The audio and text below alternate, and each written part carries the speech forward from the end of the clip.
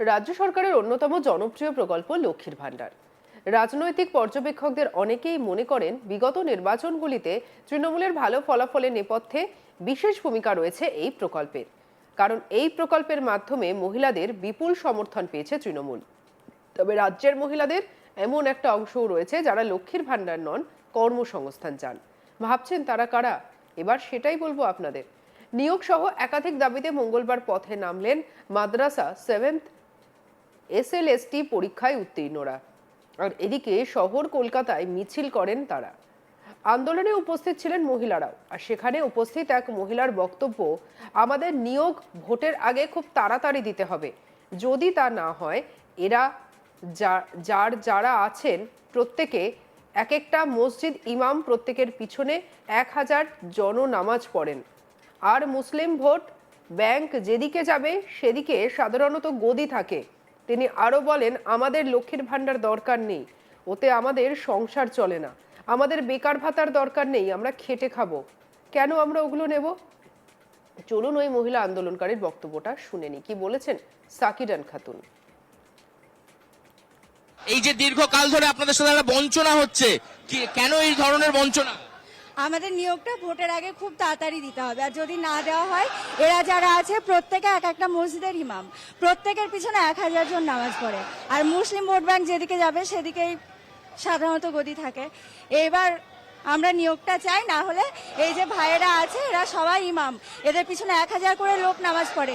এরা যদি খুতবা দিতে শুরু করে জুম্মার দিনে যে ভোট আমরা আপনাদের দিচ্ছি না, তাহলে কিন্তু সেটা খুব একটা ভালো হবে না সরকারের পক্ষে। সরকার তো মহিলাদের উন্নয়নের জন্য একাধিক প্রকল্প নিচ্ছে, রাজ্যের মুখ্যমন্ত্রী 3টা। লক্ষ্মীর ভাণ্ডার দরকার নেই, ওতে আমাদের চলে না সংসার। আমাদের বেকার ভাতা দরকার নেই, আমরা খেটে খাবো, কেন আমরা ওগুলো নেব?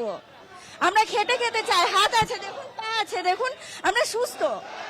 এই যে দীর্ঘকাল ধরে আপনাদের সাথে একটা বঞ্চনা হচ্ছে, কেন এই ধরনের বঞ্চনা? আমাদের নিয়োগটা ভোটের আগে খুব তাড়াতাড়ি দিতে হবে। আর যদি না দেওয়া হয়, এরা যারা আছে প্রত্যেকে এক একটা মসজিদের ইমাম, প্রত্যেকের পিছনে 1000 জন নামাজ পড়ে। আর মুসলিম ভোট ব্যাংক যেদিকে যাবে সেদিকেই সাধারণত গদি থাকে। এবার আমরা নিয়োগটা চাই, না হলে এই যে ভাইয়েরা আছে এরা সবাই ইমাম, এদের পিছনে 1000 করে লোক নামাজ পড়ে। এরা যদি খুতবা দিতে শুরু করে জুম্মার দিনে যে ভোট আমরা আপনাদের দিচ্ছি না, তাহলে কিন্তু সেটা খুব একটা ভালো হবে না সরকারের পক্ষে। সরকার তো মহিলাদের উন্নয়নের জন্য একাধিক প্রকল্প নিচ্ছে, রাজ্যের মুখ্যমন্ত্রী 3টা। লক্ষ্মীর ভাণ্ডার দরকার নেই, ওতে আমাদের চলে না সংসার। আমাদের বেকার ভাতা দরকার নেই, আমরা খেটে খাবো, কেন আমরা ওগুলো নেব? আমরা খেটে খেতে চাই, হাত আছে দেখুন, পা আছে দেখুন, আমরা সুস্থ। শুনলেন তো ওই মহিলার বক্তব্য, কিভাবে স্পষ্ট বার্তা দিয়ে দিলেন তিনি। রাজনৈতিক পর্যবেক্ষকদের অনেকেই মনে করছেন ভোটের আগে সংখ্যালঘুদের একাংশের তরফ থেকে এমন বক্তব্য কপালে দুশ্চিন্তার ভাঁজ গভীর করতে পারে শাসক দল তৃণমূল কংগ্রেস তথা রাজ্য সরকারের। সম্প্রতি উল্লেখ্য, ঘোষিত যুবসাথী প্রকল্পের ক্যাম্পেও আবেদনকারীদের অনেকের মুখে কর্মসংস্থান দরকার এমন বক্তব্য শোনা গিয়েছে। যেমন রাজ্য সরকারের নয়া প্রকল্প যুবসাথীর সুবিধা পেতে পুরুলিয়ায় প্রত্যেক ব্লক অফিস এবং পৌরসভা এলাকায় চালু হওয়া শিবিরে আবেদনপত্র এবং অন্যান্য প্রয়োজনীয় নথি নিয়ে লম্বা লাইনে দাঁড়াতে দেখা গিয়েছে আবেদনকারীদের। জেলার 20টি ব্লক এবং 3টি পৌরসভা এলাকায় দুয়ারে সরকারের আদলে এই শিবির চালু করা হয়েছে সহায়তা ক্যাম্পও।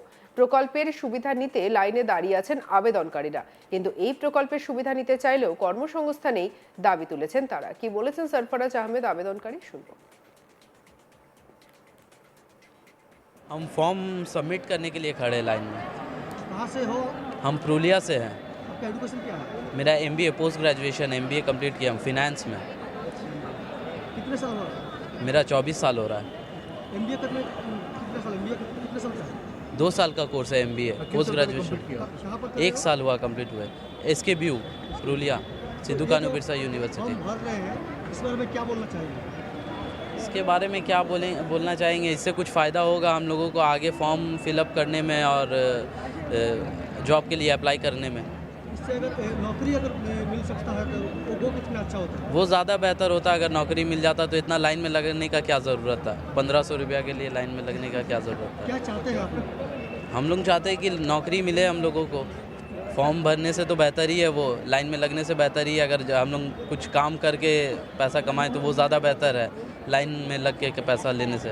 हम फॉर्म सबमिट करने के लिए खड़े लाइन में।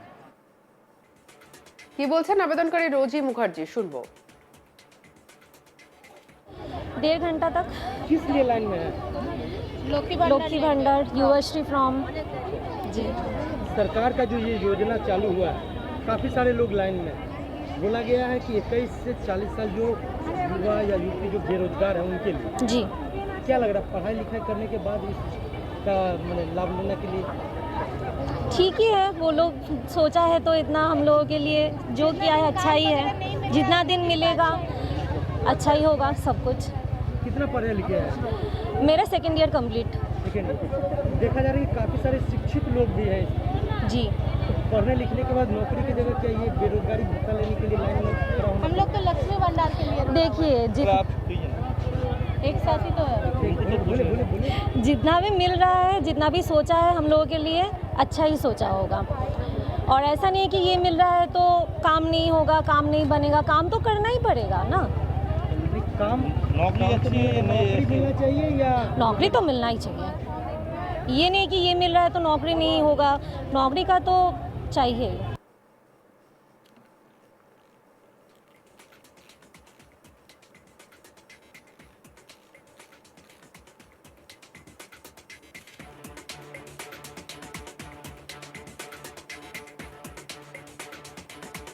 প্রকল্পের মাধ্যমে মহিলাদের বিপুল সমর্থন পেয়েছে তৃণমূল। তবে রাজ্যের মহিলাদের এমন একটা অংশও রয়েছে যারা লক্ষ্মীর ভান্ডার নন, কর্মসংস্থান চান, এমন কথা বলছে।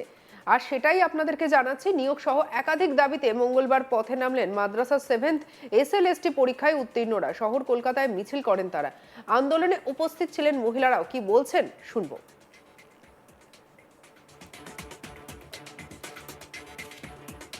এই যে দীর্ঘকাল ধরে আপনাদের সাথে একটা বঞ্চনা হচ্ছে, কেন এই ধরনের বঞ্চনা? আমাদের নিয়োগটা ভোটের আগে খুব তাড়াতাড়ি দিতে হবে, আর যদি না দেওয়া হয় এরা যারা আছে প্রত্যেকে এক একটা মসজিদের ইমাম, প্রত্যেকের পিছনে 1000 জন নামাজ পড়ে। আর মুসলিম ভোট ব্যাংক যেদিকে যাবে সেদিকেই সাধারণত গতি থাকে। এবার আমরা নিয়োগটা চাই, না হলে এই যে ভাইয়েরা আছে এরা সবাই ইমাম, এদের পিছনে 1000 করে লোক নামাজ পড়ে। এরা যদি খুতবা দিতে শুরু করে জুম্মার দিনে যে ভোট আমরা আপনাদের দিচ্ছি না, তাহলে কিন্তু সেটা খুব একটা ভালো হবে না সরকারের পক্ষে। সরকার তো মহিলাদের উন্নয়নের জন্য একাধিক প্রকল্প নিচ্ছে, রাজ্যের মুখ্যমন্ত্রী লক্ষ্মীর ভান্ডার দরকার নেই, ওতে আমাদের চলে না সংসার। আমাদের বেকার ভাতা দরকার নেই, আমরা খেটে খাবো, কেন আমরা ওগুলো নেব?